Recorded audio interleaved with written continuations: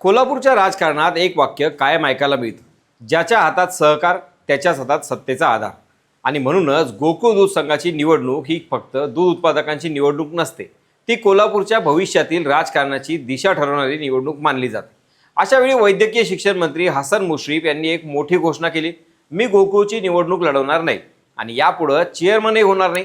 पण हा निर्णय खरंच मागे हटण्याचा आहे का, की पडद्यामागून खेळली गेलेली एक नवी राजकीय चाल आहे? गोकुळमध्ये चेहरा बदलणार की सत्ता? आणि या एका निर्णयामुळं कोल्हापूरच्या सहकार राजकारणात कोणती नवी समीकरणं तयार होणार, हाच विषय आज आपण सविस्तर समजून घेणार आहोत. जर तुम्ही चॅनलला सबस्क्राईब केलं नसेल तर आत्ताच चॅनलला सबस्क्राईब करा.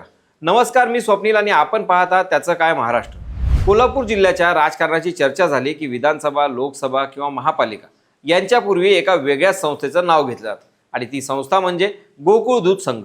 बाहेरच्या जिल्ह्यातला अनेकांना प्रश्न पडतो की एका दूध संघाच्या निवडणुकीला एवढं महत्त्व का दिलं जातं. पण ज्यांना कोल्हापूरचं राजकारण माहीत आहे त्यांना माहीत आहे की गोकुळ ही केवळ दूध गोळा करणारी संस्था नाही, ती हजारो शेतकरी कुटुंबांशी जोडलेली आहे, गावोगावच्या सोसायट्यांशी जोडलेली आहे आणि त्यातून उभी राहणारी संघटनात्मक ताकद थेट राजकारणावर परिणाम करते. महाराष्ट्रात सहकार चळवळीनं अनेक नेते घडवले.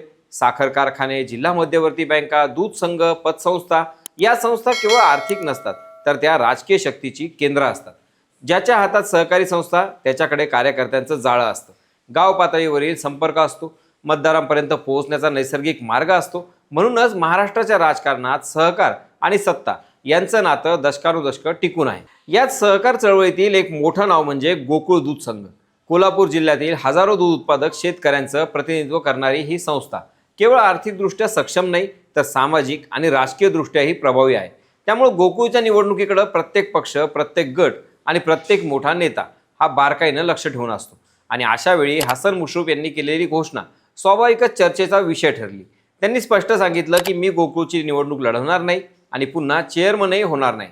वरवर पाहता हे एक साधं विधान वाटतं, पण कोल्हापूरच्या राजकारणात या एका वाक्याचे अनेक अर्थ काढले जात आहेत.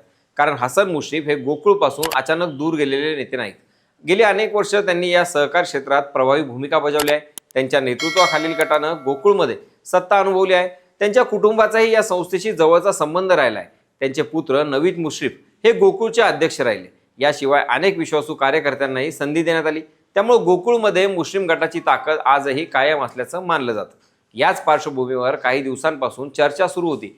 जिल्हा मध्यवर्ती बँकेतील परिस्थिती बदलत असल्यानं आणि रिझर्व्ह बँकेच्या नियमांमुळे पुढचं समीकरण बदलणार असल्याने हसन मुश्रीफ स्वतः गोकुळमध्ये अधिक सक्रिय होतील. अनेकांनी तर ते स्वतः निवडणूक लढवतील अशीही शक्यता व्यक्त केली होती. पण त्यांनी सर्व चर्चांना पूर्णविराम देत आपण उमेदवार नसणार असल्याचं स्पष्ट केलं. आता इथे एक महत्त्वाचा प्रश्न निर्माण होतो. मुश्रीफ यांनी निवडणूक लढवणार नसल्याचं सांगितलं, पण त्यांनी गोकुळचं नेतृत्व सोडल्याचं कुठे सांगितलं आहे का? याच प्रश्नात या संपूर्ण राजकारणाचं उत्तर दडलं आहे. कारण महाराष्ट्राच्या सहकार राजकारणात अनेकदा असं पाहायला मिळालं आहे की नेता स्वतः निवडणूक लढवत नाही, पण संपूर्ण पॅनल त्याच्याच नेतृत्वाखाली उभं राहतं. चेहरा दुसरा असतो पण निर्णय घेणारं केंद्र तेच असतं.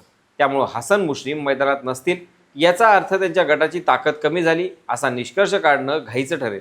उलट काही राजकीय जाणकारांचं मत आहे की ही एक प्रकारची स्ट्रॅटेजिक महागार असू शकते. कारण एखादा मोठा नेता स्वतः निवडणूक लढवतो तेव्हा संपूर्ण विरोधक त्याच्यावर केंद्रित होतात. पण जेव्हा तोच नेता स्वतः मागे राहतो आणि नवीन चेहरा पुढे करतो तेव्हा विरोधकांचं गणित बदलतं, प्रचाराची दिशा बदलते, निवडणुकीचं स्वरूपही बदलतं. यामध्ये आणखी एक राजकीय संदेश दडलेला आहे. हसन मुश्रीफ यांनी आता कार्यकर्त्यांना संधी देण्याची वेळ आली आहे असं म्हटलं होतं. हे विधान ऐकायला साधं वाटत असलं तरी त्याचा अर्थ मोठा आहे. कारण महाराष्ट्राच्या राजकारणात घराणेशाहीवर सातत्यानं प्रश्न उपस्थित केले जातात. अशा परिस्थितीत कार्यकर्त्यांना संधी हा संदेश स्वतःची प्रतिमा वेगळी दाखवण्याचाही प्रयत्न असू शकतो. मात्र दुसरीकडे विरोधक असा प्रश्न विचारू शकतात की कार्यकर्त्यांना संधी म्हणजे नेमकं कोण? खरोखरच सामान्य कार्यकर्ता पुढे येणार आहे की पुन्हा त्याच गटातील एखादा विश्वासू चेहरा? कारण सहकाराच्या निवडणुकांमध्ये अनेकदा व्यक्ती बदलते पण नियंत्रण बदलत नाही. त्यामुळे पुढचा उमेदवार कोण असेल यापेक्षा त्यामागचं नेतृत्व कोणाचं असेल हा प्रश्न अधिक महत्त्वाचा ठरणार आहे. गोकुळच्या निवडणुकीचा इतिहास पाहिला तर इथल्या प्रत्येक निवडणुकीत केवळ विकासाचे मुद्दे नसतात, त्यामध्ये प्रतिष्ठेची लढाई असते. गट विरुद्ध गट अशी चुरस असते. अनेकदा विधानसभा निवडणुकीत एकत्र असलेले नेतेही सहकारी संस्थांमध्ये एकमेकांच्या विरोधात उभे राहतात.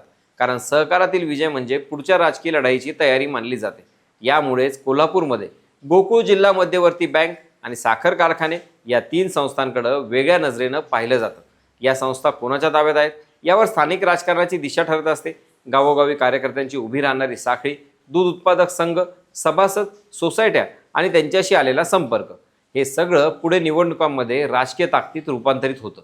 म्हणूनच गोकुळची निवडणूक म्हणजे फक्त चेअरमन कोण होणार याचा प्रश्न नसतो, तर पुढच्या 5 वर्षात कोल्हापूरच्या राजकारणात कोणाचा प्रभाव राहणार याचाही तो एक संकेत मानला जातो. याच ठिकाणी हसन मुश्रीफ यांच्या घोषणेचं खरं महत्त्व समोर येतं.